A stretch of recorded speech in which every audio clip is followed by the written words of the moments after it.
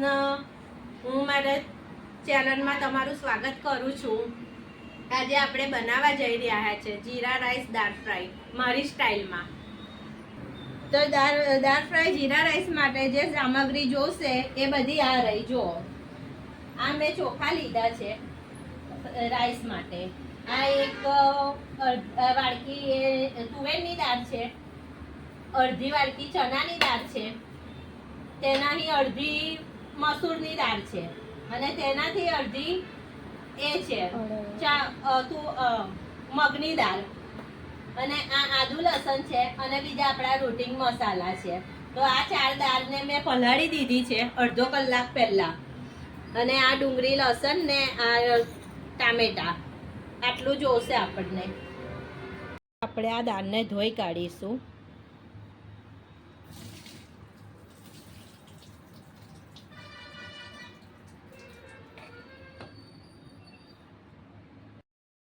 હવે આપણે આ કુકરમાં લઈ લઈશું.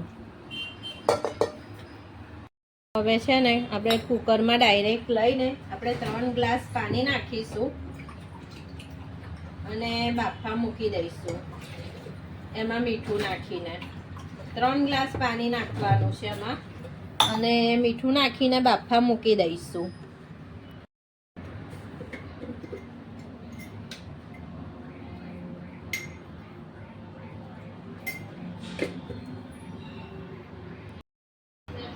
તો ગાઈસ આપણી દાળ થઈ ગઈ છે અમારી. હવે આટલી જ બાફાની છે. આ ચણાની દાળ આટલી આખી રહે આવી એટલી બાફાની છે. તો ગાઈસ હવે આપણે દાળ વઘારનું કરવા મૂકી દઈશું.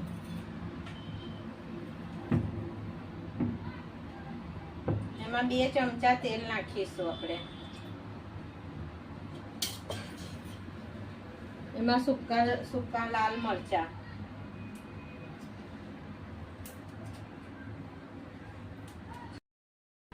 તો ગાઈસ હવે આપણે દાળ વઘારનું કરવા મૂકી દઈશું.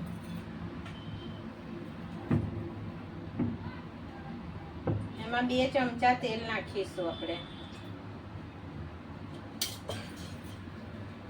એમાં સૂકા લાલ મરચા,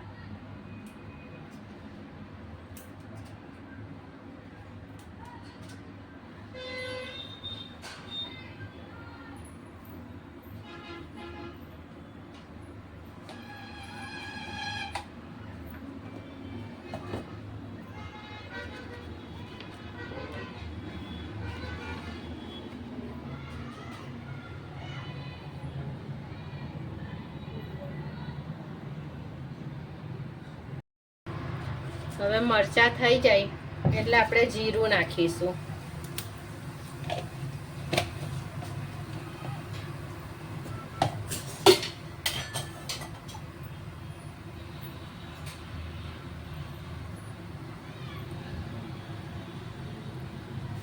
જીરુંને તતડવા દઈશું, થોડું થવા દઈશું, નહીં તો જીરાનો કાચો કાચો સ્વાદ આવશે.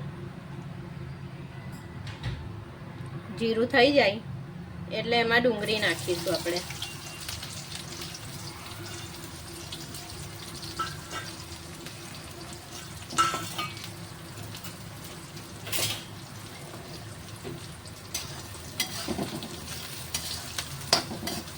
ડુંગળીને બી થવા દઈશું જ્યાં સુધી ગુલાબી રંગની ના થાય ત્યાં સુધી.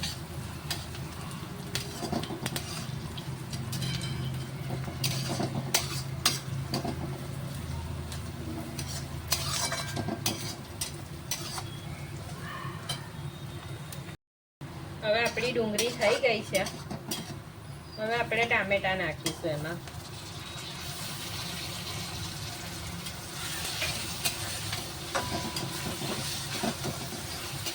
ટામેટા જ્યાં સુધી બરાબર કમ્પ્લીટ થાય ના ત્યાં સુધી રાખીશું આપણે.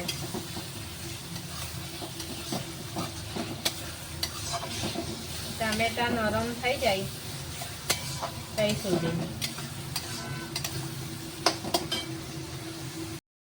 હવે આપણા ટામેટા થઈ ગયા છે. હવે આપણે એની મેં આદુ લસણ નાખીશું.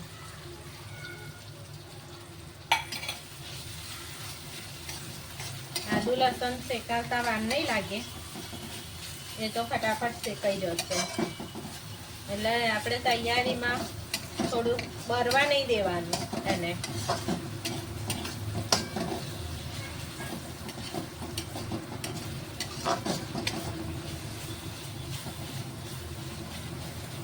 હવે આપણા રૂટીન મસાલા નાખીશું.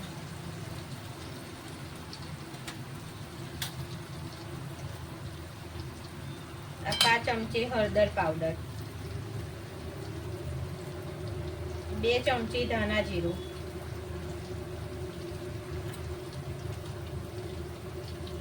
1 ચમચી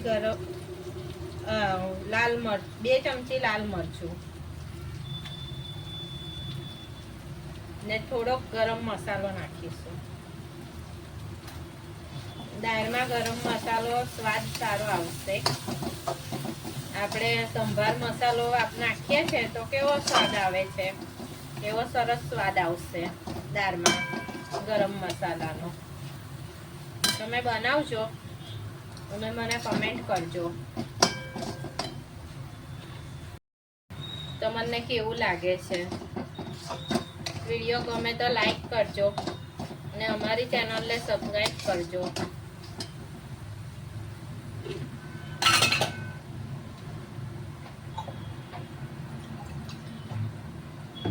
હવે થોડુંક પાણી નાખીશું આપણે અને આને શેકાવા દઈશું થોડુંક વાર.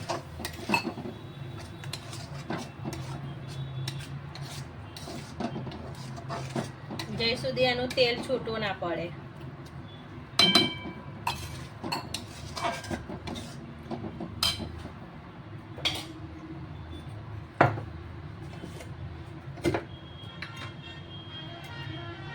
આમાં થોડુંક મીઠું નાખીશું કેમ કે આપણે દાળમાં નાખ્યું છે એટલે વધારે ના પડી જાય, એ ધ્યાન રાખજો.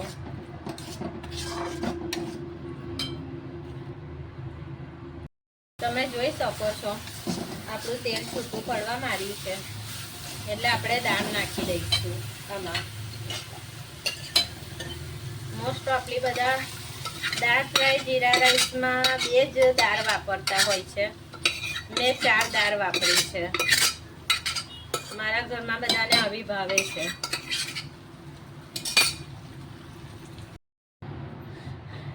અત્યારે મેં 1 ગ્લાસ પાણી નાખું છું.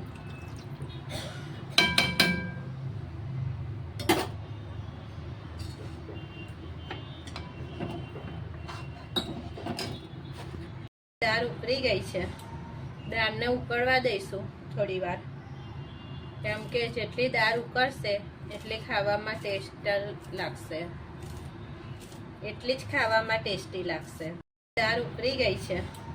દાળને ઉકળવા દઈશું થોડી વાર, કેમ કે જેટલી દાળ ઉકળશે એટલી ખાવામાં ટેસ્ટ લાગશે, એટલી જ ખાવામાં ટેસ્ટી લાગશે.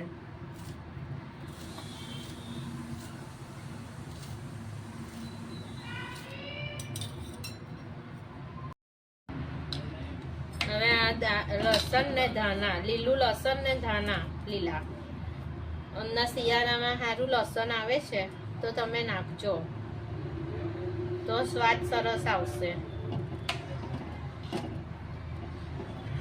હવે એને ઉકળવા દઈશું થોડીક વાર, પછી ઉતારી લઈશું. હવે આ લસણ ને ધાણા, લીલું લસણ ને ધાણા લીલા, હમણાં શિયાળામાં સારું લસણ આવે છે તો તમે નાખજો તો સ્વાદ સરસ આવશે. હવે એને ઉકળવા દઈશું થોડીક વાર, પછી ઉતારી લઈશું. હજુ બન્યા રહેજો મારા વિડીયોમાં. હજુ આગળ હું દાળમાં હજુ ટ્વિસ્ટ આલવાની છું. આ બાજુમાં એક વઘારિયું મૂકી દીધું છે, એનીમાં 1 ચમચો તેલ નાખીશું.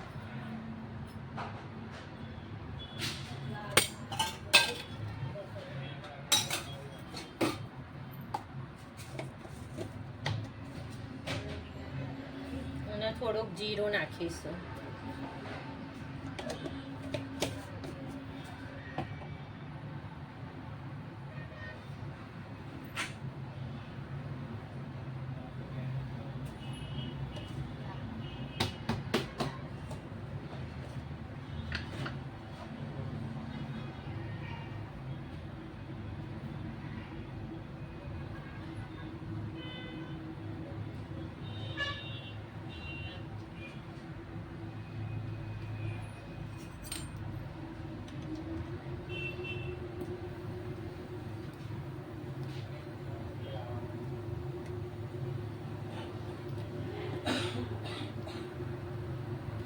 હવે જીરું થઈ જાય એટલે આ લાલ મરચું છે, ખાલી કલર વાળું મોરું મરચું છે, એને નાખીને આમાં નાખી દઈશું દાળમાં.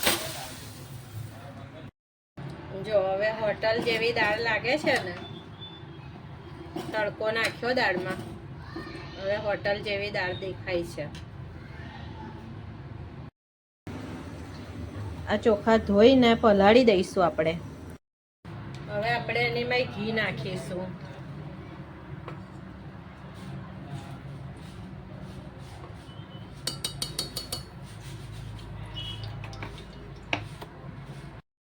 અને હવે આપણે કુકર મૂકી દઈશું રાઈસ માટે.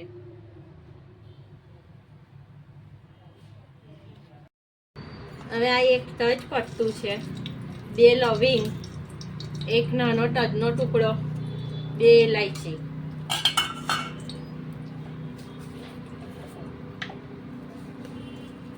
આ જીરું,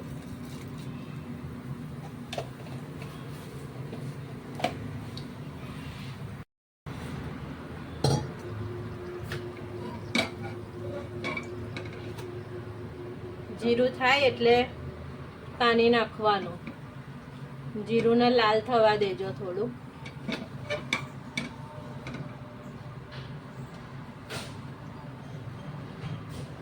મેં ગેસ ધીરો કરી દીધો.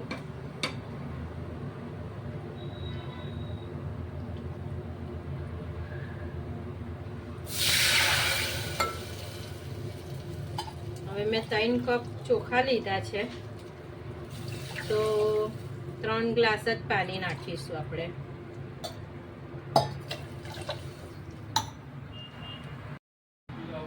હવે આ પાણી ઉકળે ત્યારે ચોખા નાખવાના છે. આ પાણી ઉકળી ગયું છે એટલે એમાં ચોખા નાખી દઈશું આપણે. ચોખા નાખીને કુકર બંધ કરીશું.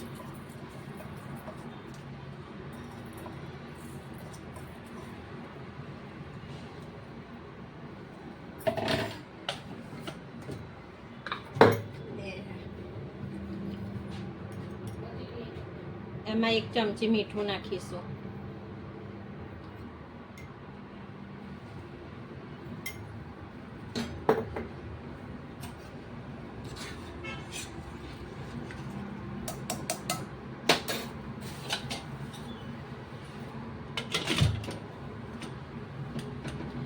હવે આને 2-4 સીટી વાગવા દઈશું.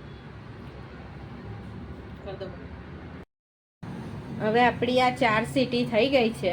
હવે ગેસ બંધ કરી દઈશું. દાળ ફ્રાય જીરા રાઈસ થઈ ગયું છે. એની જોડે મેં ભજીયા બનાવ્યા છે, મેથીના ગોટા. એ જોવે, એની રેસીપી જોવે તો મને કમેન્ટમાં લખજો. મરચાં તળ્યા છે જોડે.